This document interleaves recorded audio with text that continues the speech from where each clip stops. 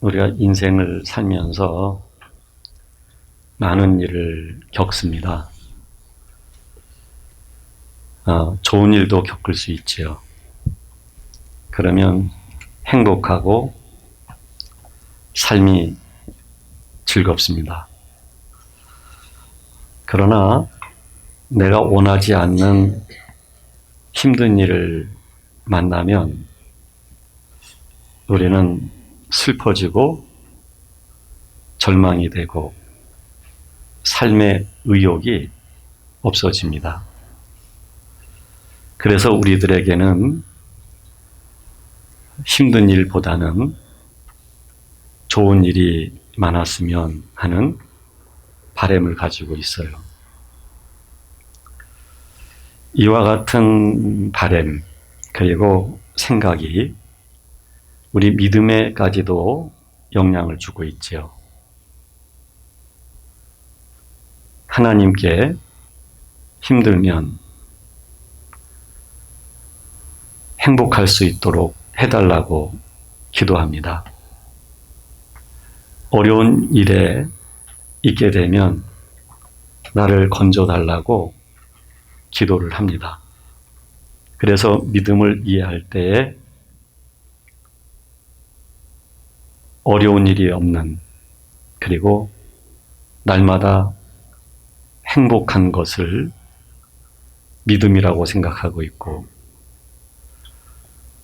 또 하나님을 그렇게 믿으면 하나님은 당연히 그와 같은 행복으로 인도해 주셔야 된다고 우리는 생각을 가지고 있어요.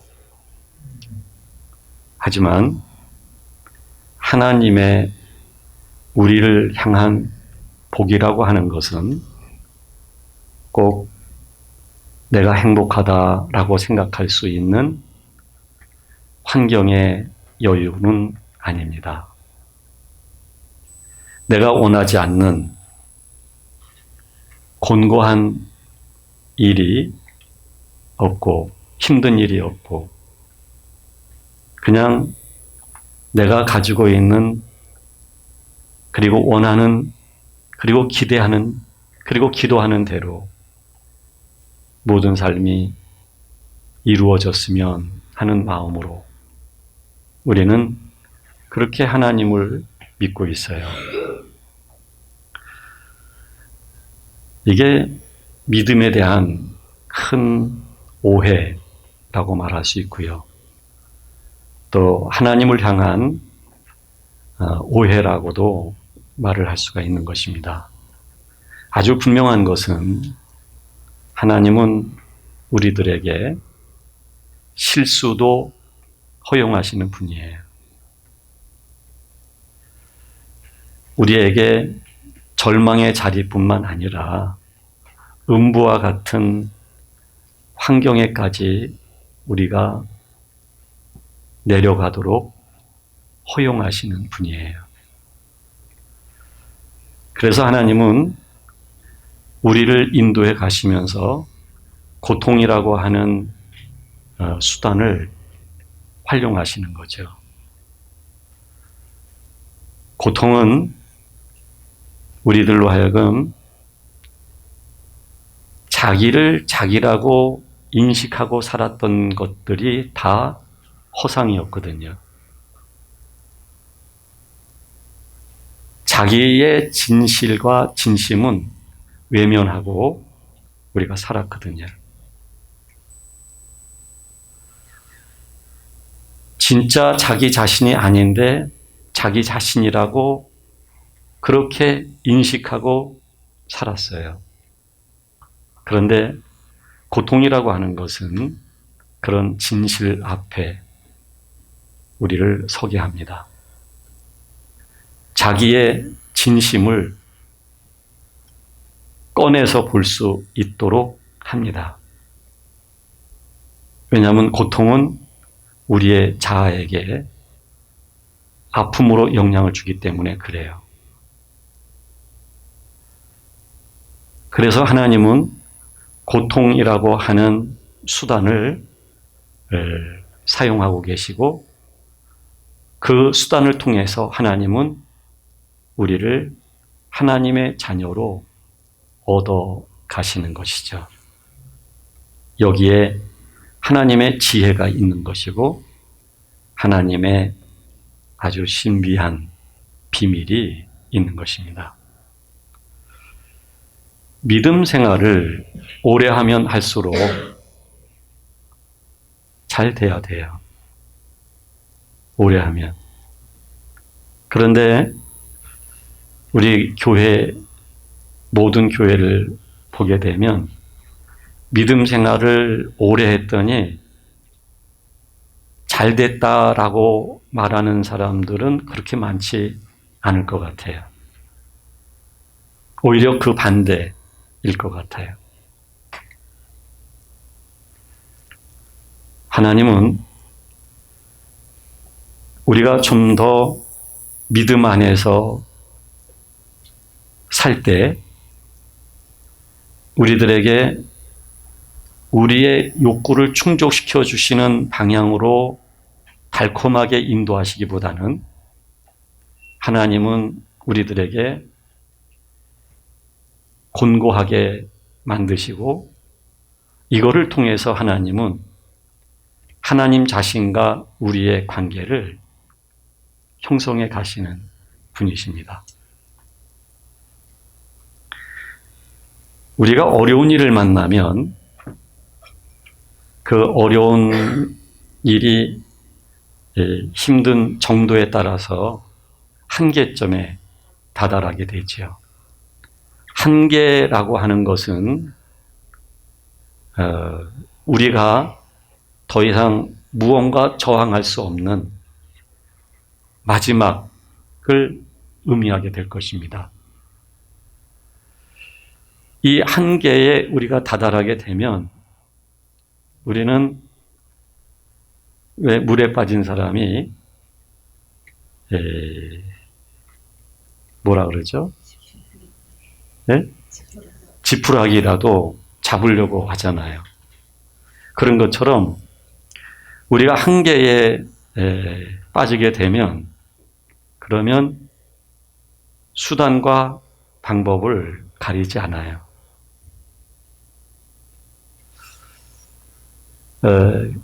이때 우리가 가장 많이 사용하는 게 뭐냐면 방어기제예요. 방어기제. 제가 어떤 성도님을 뵙게 됐는데 그 성도님의 환경에 대해서 제가 너무나 잘 알아요. 그분은 정상적인 삶을 살고 계시지를 못해요. 항상 자신의 비밀이 공개될까 봐 두려워하면서 살고 있고 경제적으로도 파탄된 그런 환경에 있고 그리고 자녀들 또한 관계가 너무 좋지를 않아요. 그러니까 얼굴에는 항상 수심이 가득해요. 그리고 신음소리만, 탄식 소리만 흐를 뿐이에요. 근데 많이 힘드시죠? 라고 제가 말씀을 드렸더니 얼굴을 금방 활짝 웃으면서 아니요. 저 하나도 안 힘들어요. 괜찮아요. 아주 행복해요. 라고 얘기를 해요. 이거죠. 힘든데 그거를 의식적으로 인정하고 싶지가 않는 거예요. 그러면 무의식 속에 그런 기억들을 넣어버리고 싶은 거죠. 그리고 아주 강력하게 부정하는 거예요. 그러면 자신의 마음이 조금은 편안한 거죠. 이거는 하나의 방어 기제예요. 방어 기제는 자신의 고통을 잊게 하거나 또는 새로운 도약을 위해서 의욕을 갖게 하는데 분명히 도움이 됩니다. 우리는 여러 형태의 자신만의 방어 기제를 갖고 있고요. 그리고 매우 합리적이고 합법적인 그런 보편적 방어 기제를 우리는 책을 통해서 또는 조언과 권면을 통해서 그걸 나의 것으로 만들어 살아가기도 하고 그래요. 그럴 수 있습니다. 절망해 있을 때는 희망이 필요하니까요. 정말 고통스러울 때는 그 고통을 잊을 필요도 있으니까요. 그래서 방어 기제는 우리의 어떤 마음의 전환을 위해서 필요해요. 그런데 그 방어 기제는 우리들로 하여금 자기를 자기로서 진실된 자기를 발견하지 못하도록 하는 그런 문제가 있는 거예요. 방어 기제는 하나의 수단이고 방법입니다. 기술적인 겁니다. 우리가 그것을 체득하고 자기화시키고 그리고 자기를 강화시켜 나가게 되면 그러면 방어 기제는 있는데 그 방어 기제에 의해서 살아가는 나는 있는데 근데 그 나라고 하는 것은 사회화되어져 가면서 자기를 강화시킨 또 다른 형태의 자아인 것이죠. 이 자아는 진정한 내가 아닙니다. 사회화 속에서 내가 살기 위해서 좀 더 나은 성공의 목표에 도달하기 위해서 체득되어진, 자기화되어진 것이거든요. 그것은 진짜 자기를 못 보게 하지요. 자신의 진정한 내면을 볼 수 없도록 하지요. 그런데도 불구하고 교회에서도 성경을 통해서 방어기제 방식으로 우리는 교육을 받기도 합니다. 그리고 그 방어기제를 우리 삶 속에 적용합니다. 그런데 하나님께서는 그런 우리들을 그 방어기제로만 살아가도록 허용하시는 분이 아니에요. 하나님께서는 그 방어 기제로 자기를 볼 수 없는 우리를 어떤 사건과 환경을 통해서 무의식 속에 갇혀져 있는 우리의 진짜 모습을 하나님은 드러내 보이시는 분입니다. 진짜 나의 모습이 무의식 속에 감춰져 있는데 나는 그런 자기를 보고 싶지 않거든요. 좀 더 평가되고 성공하고 괜찮은 나는 마주하고 싶은 거거든요.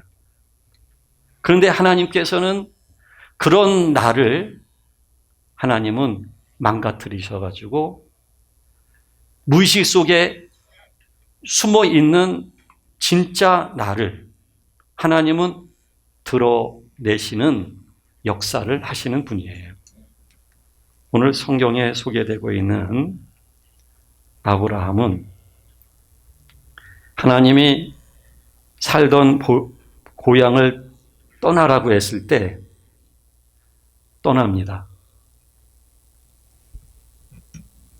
살던 고향을 떠난다고 하는 게 어떤 의미인지 아브라함은 알고 있어요.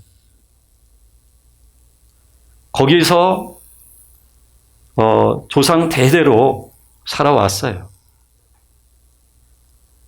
따라서 거기에 모든 일기나 또는 농사를 지을 때의 필요 조건들 등등에 대한 모든 노하우를 다 갖고 있어요. 이건 삶의 터전이에요. 이건 생존이에요. 그런데 하나님은 떠나라고 말씀하시는 거예요. 이 떠나라고 말씀하신 것은 하나님이 놀라운 하나님의 구속사를 성취하시는 데 있어서 아브라함을 불러서 그 구속사 성취라고 하는 사역 속에 참여시키실 뿐만 아니라 그 구속사가 가지고 있는 영적 본질을 아브라함에게 입혀주시기 위한 시작으로 하나님은 떠나라고 말씀하셨던 것이죠.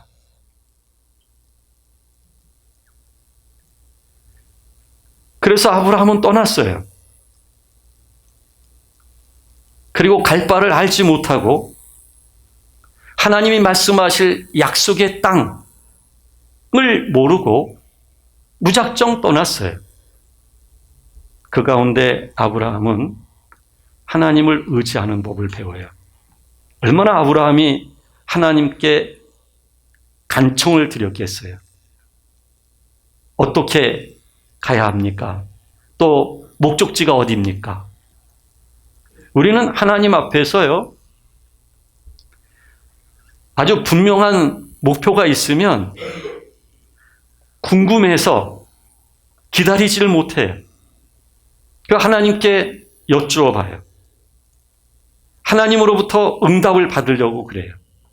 우리는 그거를 믿음이라고 생각하고 있어요.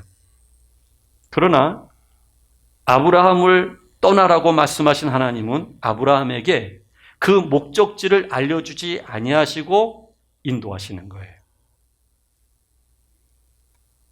아브라함은 하나님께 알려달라고 응답해달라고 목적지가 어디냐고 보챘겠지요. 그러나 하나님은 그 목적지를 알려주시지 않았어요. 왜일까요? 목적지를 알고 가는 것과 목적지를 알지 못하고 갈 때에 좀 더 자기 자아는 자기를 통제하는 힘을 잃게 될 겁니다.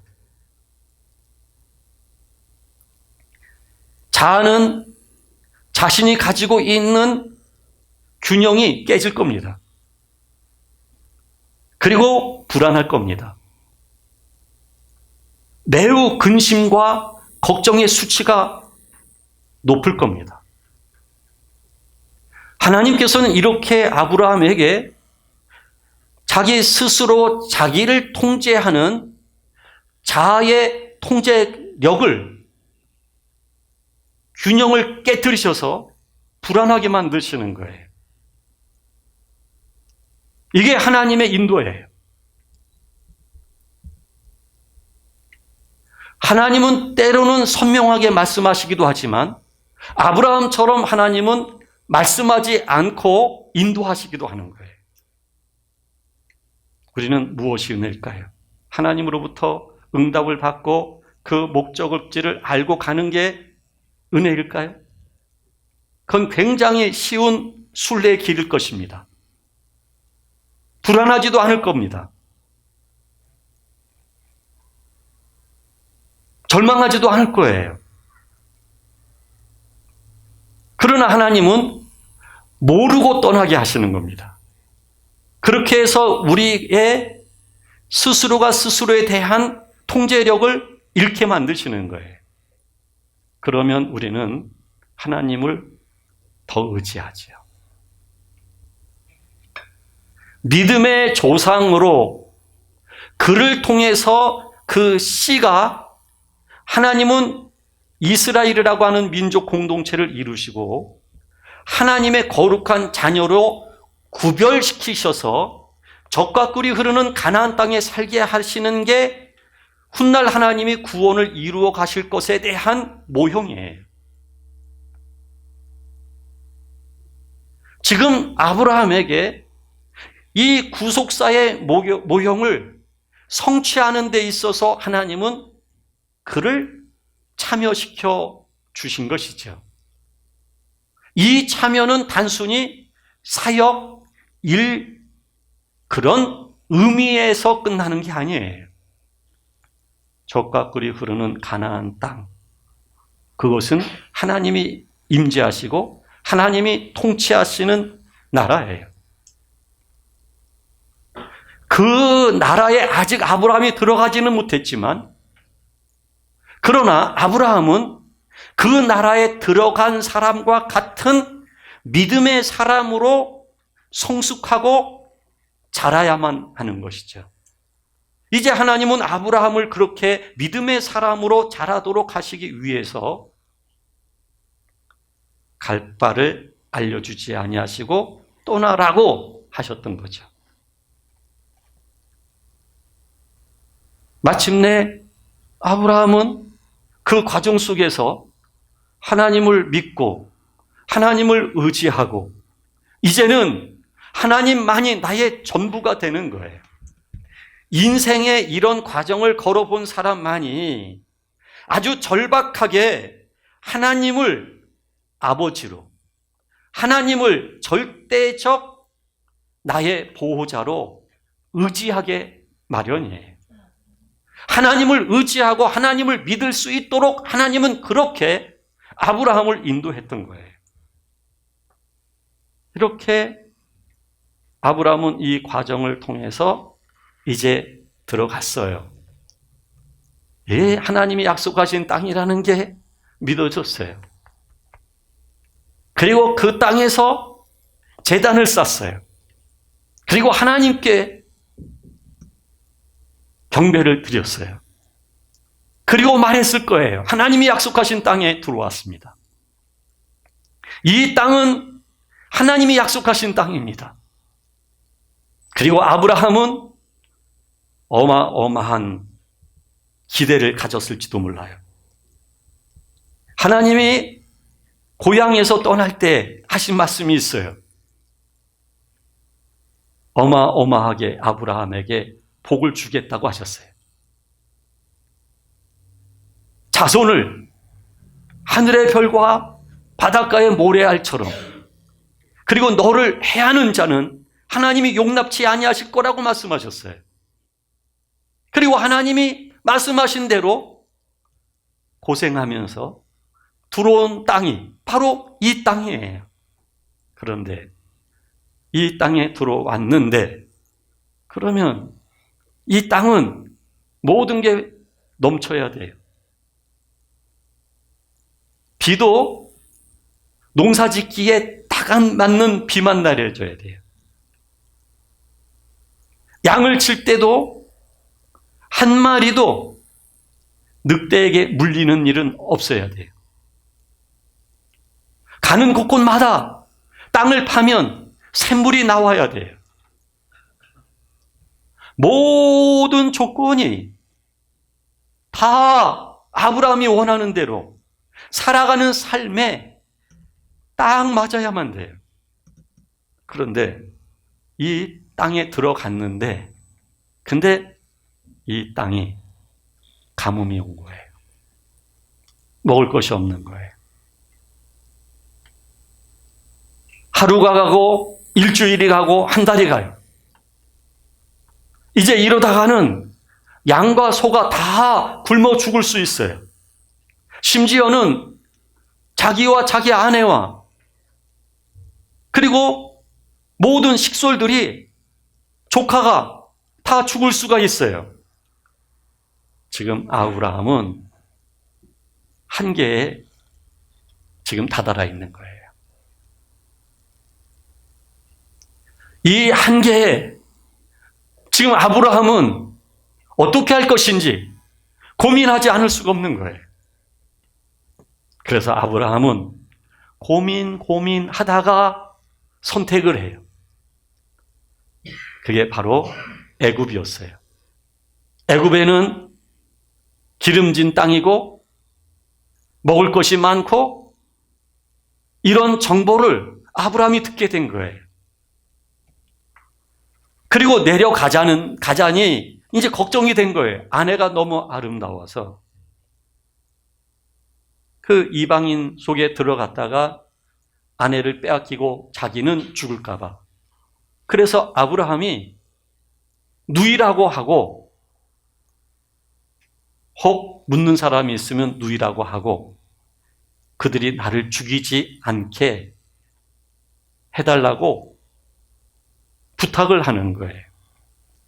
지금 아브라함은 이 한계점에서 아브라함은 살기 위한 방어기제를 사용하고 있는 거예요.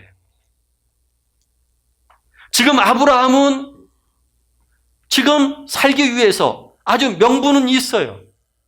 내가 어떻게 나 혼자 먹고 살려고 하겠느냐. 모든 가족들, 식솔들, 그리고 모든 저 짐승들 굶겨 죽일 수는 없지 않느냐는 거예요. 이 말은 합리적인 말이에요. 근데 이 합리적이고 논리적이고 과학적인 이 말 속에는 사실은 아직 내가 나에 대하여 통제하고 내가 나의 한계를 뛰어넘으려고 하고 내가 수단과 방법을 찾아서 선택하고 떠나려고 하는 거예요. 여기에 문제가 있는 거예요.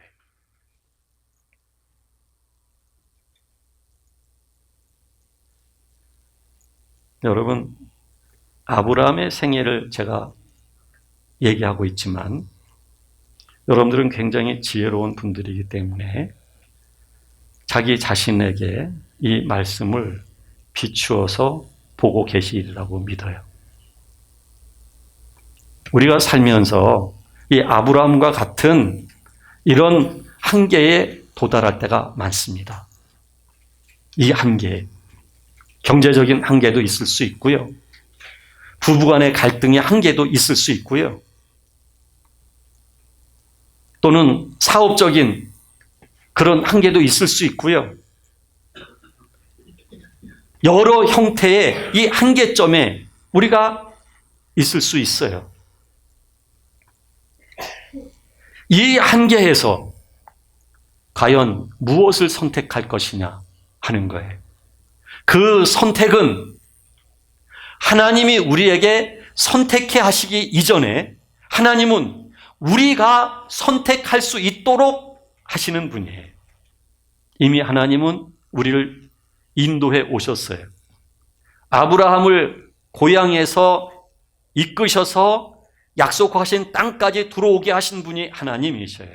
그 다음은 아브라함이 선택할 부분이에요. 우리는 이때 하나님 앞에 기도하죠. 하나님의 뜻대로 선택하게 해달라고요. 그러나 내 수준이, 나의 존재됨이 아직 그 정도라고 한다면 아브라함이 선택할 수 있었던 것은 애굽일 수밖에 없는 거예요. 그게 아브라함의 존재됨이에요. 지금 아브라함에게 차여져 있는 자신의 모습이에요. 내 안에 육신이라고 하는 성향과 본능이라고 하는 욕구가 내게 작용하고 있는 한 내가 선택할 수 있는 거는 내 안에 있는 그것이에요. 의식된 것이든 무의식적인 것이든 나를 이끄는 거예요. 여러분, 우리가 내가 이렇게 살면 안 되는데 하는데도 자꾸 반복해서 살아요. 내가 이러면 안 되는데 하면서도 또 선택을 해요. 의식적인 부분도 있지만 이미 우리에게 무의식적으로 내가 보관하고 있는 그 무의식들이 지금 나를 움직이고 있는 거예요. 그래서 반복된 실수, 반복된 행동을 지금 계속해서 나타나고 있어요. 이게 지금 나의 수준이에요. 그러면 나는 선택이라는 게 뻔해요. 애굽일 수밖에 없어요. 지금 하나님이 약속하신 땅에 들어와 있지만 비도 안 오고 먹을 것도 없어지고, 그러면 나는 살기 위해서 내가 발버둥을 쳐야 되겠지요. 내 안에 있는 속성대로 움직여야 되겠지요. 이걸 어떡합니까? 마음은 원하지 않는데, 나는 정말 지금처럼 살고 싶지 않은데, 정말 나는 지금 그것을 선택하고 싶지 않는데, 그런데 반복해서 선택할 수밖에 없는 나예요. 그러나 하나님은 구속사를 제시하신 분이고, 이 구속사를 하나님은 하나하나 성취하신 분이시고, 이스라엘의 민족사를 통해서 하나님의 구속사를 모형으로 보여주신 하나님이 예수 그리스도라고 하는 자신이 육신을 입고 이 땅에 오시고 십자가에 못 박혀 죽으시고 부활하심을 통해서 실제적인 하나님의 구속사를 완전하게 성취하신 분이 하나님이셔요. 이 성취된 예수 그리스도의 구속사를 성령님을 통해서 우리 한 사람 한 사람에게 적용시키고, 그리고 하나님이 거룩하신 것처럼 거룩한 존재로 우리가 변화되어질 수 있도록 성령님이 우리를 인도하고 계시는 거예요. 그래서 예수 그리스도의 장성한 믿음의 분량에 이르기까지 성령님은 우리를 인도하시고 우리를 다루시고 역사하시고 함께 하시면서 이끌어 가시는 거예요. 그래서 아브라함은 지금 선택할 수 있는 건 애굽밖에 없어요. 이게 아브라함의 수준이에요. 그런데 하나님은 그 선택을 그냥 허용하셔요. 하나님이 길을 딱 막으시면 얼마나 좋아요. 네? 갑자기 지진이 와서 애굽으로 가는 길이 이렇게 쫙 땅이 갈라지면 못 가잖아요. 그러면 우리는 또 옆길로도 가겠죠. 그러면 하나님이 반경 한 1, 2km로 삥 돌아가지고 지진을 통해서 땅을 갈라놓게 해서 못 가도록 하시면 얼마나 좋겠어요. 근데 하나님은 그렇게 역사하시는 분이 아니에요. 우리는 그런 기도를 드려요. 하나님의 뜻이 아니면 가지 않게 해주십시오. 하나님의 뜻대로 나를 인도해 주십시오. 하나님은 그런 기계적인 존재로 우리를 만들고 싶어 하시는 분이 아니에요. 하나님의 관심은 우리들 자신이에요. 하나님 자신을 우리에게 주셔서 우리들로 하여금 하나님의 거룩한 존재 속에서 우리의 성향과 우리의 본능이 변화되어지기를 하나님은 원하시는 거예요. 이게 하나님의 진정한 구원이며 이게 진정한 변화예요. 우리의 의식, 우리의 사고의 전환, 우리의 성경을 해석하고 해석되어진 그 문자적 해석에 의한 삶, 이걸 하나님은 우리에게 원하시는 게 아니라 하나님 자신을 우리에게 주셔서 하나님처럼 우리가 거룩한 존재가 되어질 수 있도록 하는 것, 우리의 본질을, 우리의 존재 본질 자체를 하나님은 뿌리채 뽑으셔서 하나님의 거룩한 존재화시켜가는 것, 이게 거룩이에요. 이게 하나님이 우리들에게 하나님의 구속사를 적용시키시고 완성시켜 가시는 방법이에요. 그래서 여기에 하나님의 개입, 다루심이라고 하는 역사의 손길이 주어지는 거예요. 아브라함은 애굽을 선택할 수밖에 없는 거예요. 그래서 여러분들의 자녀가 됐든 가까이 계신 분이 됐든 이건 못 고칩니다. 여러분들이 못 고쳐요. 그 수준만큼 사는 거예요.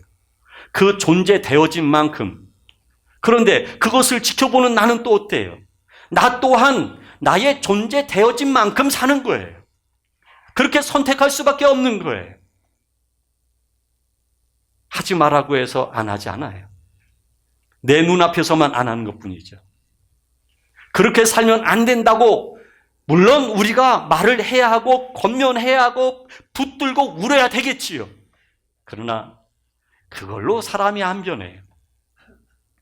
안에서 나를 움직이는 게 뭐냐가 나를 움직이게 돼 있는 거예요. 내가 원하는 거룩함이 있다 할지라도 죄법 아래 사로잡혀 오는 내가 있는 한 나는 방법이 없는 거예요. 그래서 아브라함은 그 한계 속에서 선택한 게 애굽이었던 것이죠. 그리고 그 애굽에서 결국 아내를 빼앗깁니다.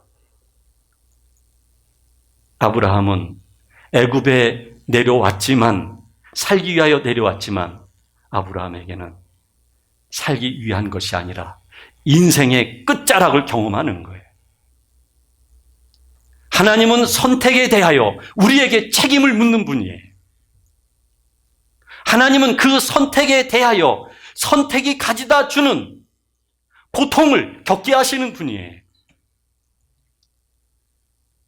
하나님은 그 선택을 통해서 우리들에게 사망의 자리까지 이끌어 가시고 허용하시는 분이에요. 아브라함이 당면했던 것이 바로 아내를 빼앗김으로 인하여 애굽으로 내려온 진정한 의미가 다 없어진 거예요. 아내를 뺏겼는데 아내를 뺏긴 남편이 그리고 그런 자기 자신을 보는 종들 등이 자기를 어떻게 믿고 따르겠습니까? 지금 아브라함은 인생에 있어서 더 이상 끝자락에 떨어질 것도 없는 상황까지 지금 다다른 거예요. 하나님은 이 어마어마한 고통을 겪게 하시는 거예요. 육신으로 내 안에 채워져 있으면 나는 육신의 선택을 할 수밖에 없는 것이고 그 육신의 선택은 나에게 사망이라고 하는 죽음이라고 하는 고통을 주게 돼 있는 거예요. 그러나 하나님은 우리들에게 잘못한 것에 대해서 책임만 묻고 심판하시는 분이 아니에요. 책임을 묻고 심판하시고 그리고 고통이라는 것까지 허용하시는 이유는 사랑하시기 때문에 하나님의 관심은 선택한 것에 대해서 나무라시는 게 아니라 그 선택한 것에 대한 고통을 통해서 하나님은 나를 이끌고 있는 의식이 됐든 무의식이 됐든 내 안에 있는 나의 속성과 성향이 나를 이끌고 있는데 그 속성과 성향을 예수 그리스도의 죽음과 함께 연합된 죽음을 맞이하도록 하기 위하여 하나님은 허용하시는 거예요. 아브라함은 이 길을 걷고 있는 거예요. 하나님 말씀대로 착하게 사십시오 정도가 아닙니다, 여러분. 얼마만큼 성경에 기록되어 있는 기독교적 윤리로 우리가 문화화하느냐가 아닙니다. 나라고 하는 존재의 본질이 밑바닥까지 하나님의 영을 통해서 하나님과의 깊은 연합을 통해서 새로워지는 것입니다. 구습이 예수 그리스도에 의하여 옛사람이 죽어서 없어지는 것입니다. 그리고 의와 진리로 새 사람이 입어지는 것입니다. 지금 하나님은 이 일을 지금 진행하고 계시는 겁니다. 그러나 머리털 하나 상하지 않게 하고 아내를 아브라함에게 돌아올 수 있도록 이끄시는 분이 하나님이십니다. 이게 하나님의 위대한 사랑입니다. 그리고 나올 때에 애굽 왕이 무서워서 당신이 섬기는 하나님이 두려워서 먹을 것, 입을 것 바리바리 싫어서 어서 떠나라고 합니다. 그리고 아브라함이 떠나오게 된 것입니다. 또 아브라함이 실수하지요. 하나님은 아브라함에게 하늘의 별과 바다의 모래처럼 자손을 가지게 하시겠다고 했는데 지금 아브라함은 하나님이 약속한 대로 자기 기업을 이을 그 자손이 없는 거예요. 근데 하나님은 여러 차례 내가 자손을 줄 거라고 말씀하셨어요. 한 해, 또 한 해, 또 한 해. 아브라함은 나이를 들어가면서 기력이 쇠해지고, 아내를 볼 때 아내는 더 이상 아이를 생산할 수 없는 그런 노쇠한 여인이 되어져 가고, 아브라함은 자신의 육체로 볼 때는 가망성이 없는 거예요. 하나님의 인도라고 하는 이 기다림 속에서 아브라함은 점점 과학의 소리를 듣고 자신이 살아온 조상들의 모든 그 경험의 교훈을 듣고서 보게 되면 답이 없는 거예요. 아브라함은 점점 또 나락으로 떨어지는 거예요. 이대로 나의 가문은 끝나는가 보다. 지금 아브라함에게 또 다른 형태의 한계가 오는 거예요. 그래서 아브라함이 생각도 못해서 자기 종 중에 성실한 한 사람을 자신의 기업을 이을 상속자로 삼으려고 했던 거예요. 그러다가 또 선택하는 게 하갈이라고 하는 아내의 몸종을 통해서 이스마엘이라고 하는 아들을 낳게 된 것이죠. 이게 아브라함의 계속되어지는 실수예요. 아브라함이 가지고 있는 그 믿음의 수준만큼에서 선택할 수 있었던 것들이에요. 그런데 그 선택을 하고 난 다음에 이스마엘을 그리고 하갈을 멀리 보내야만 했어요. 왜냐하면 이삭이 태어났고 서로 갈등이 생기게 되고, 하나님은 이스마엘을 버리셨고 하나님이 약속하신 약속의 씨는 이삭이었으며 그 이삭을 통해서 이삭의 후손들을 하나님은 하나님의 자녀로 이스라엘이라고 하는 민족 공동체를 하나님은 이루시기를 원하셨던 거예요. 그래서 아브라함은 이스마엘을 떠나보낼 때 오는 그 심장을 면도칼로 찌른 것 같은 그런 아픔이 있어야만 했을 거예요. 그리고 오늘날 저 중동 한 20%는 이스마엘의 후손들이에요. 그리고 아브라함에게는 이스마엘만 있는 게 아니었어요. 서자들도 있었어요. 그 서자의 후손들까지 20%지만 20%의 사람들이 또 다른 영향을 주었을 거예요. 그 중에 이스라엘이라고 하는 나라는 지극히 작은 나라로서 중동의 나라들과 함께 굉장히 긴장된 그런 관계 속에 지금 놓여져 있어요. 육체가 선택한 것은, 육체가 선택하면 그 선택은 계속해서 내 옆구리의 가시로서 주어지는 거예요. 손톱 밑에 가시처럼 오는 거예요. 그러나 아브라함은 이런 쓰라림과 아픔과 고통을 있는 대로 다 겪으면서 아브라함은 하나님을 몸과 영혼으로 알아가기 시작하죠. 그리고 하나님이 이삭을 바치라고 했을 때 이삭을 데리고 모리아 산으로 올라가게 된 거죠. 그리고 아브라함은 하나님이 명령하신 대로 이삭에게 칼을 들어 제물로 드리기 위하여 내려서 찍으려고 했을 때, 죽이려고 했을 때 하나님 말씀하시죠. 멈추어라. 네가 나를 경외하는 줄 이제 내가 아노라.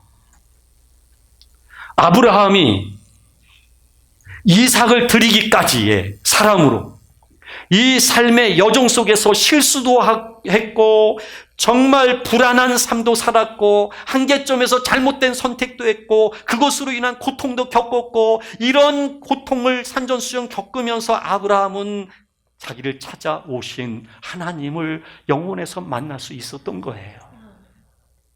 그래서 이삭을 하나님께 드릴 수 있었던 거예요. 하나님은 우리의 인생 속에서 아브라함과 같이 우리의 삶을 그렇게 다루시면서 인도해 가시는 분이에요. 내가 혹 지금 나의 한계에서 잘못된 선택, 그 선택으로 인한 고통을 내가 겪는다 할지라도 여러분, 이거는 하나님의 구속사 안에 있다는 것과 그러나 그 고통이 더 이상 가볍게 그리고 반복적으로 내가 실수하는 자리에 들어가면 곤란한 거예요. 가능하면 그래서 고통이 나를 눌러서 내 안에 있는 에너지와 내 안에 있는 의욕과 나를 통제하려고 하는 나의 자아 자체가 그 고통의 눌림 속에서 소멸되어져야 돼요. 예수 그리스도와 더불어 죽어야만 돼요. 그래서 하나님이 우리들에게 고통을 주시는 거예요. 우리들에게 죽음이라고 하는 아픔을 주시는 거예요.